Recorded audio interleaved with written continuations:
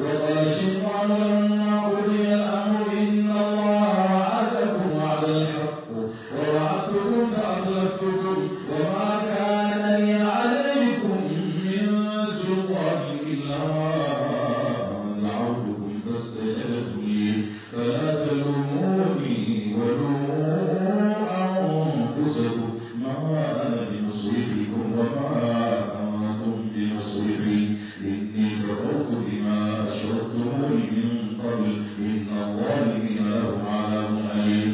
وأدخل الذين آمنوا وعملوا الصالحات جنات تجري من تحتها الأنهار خالدين فيها بإذن ربهم تحيتهم فيها سلام.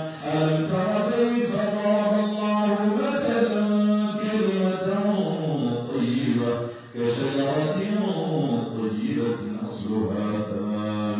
أصلها ثابت وفرعها في السماء تؤتي أكلها كل حين بإذن ربها ويضرب الله الأمثال للناس لعلهم يتذكرون.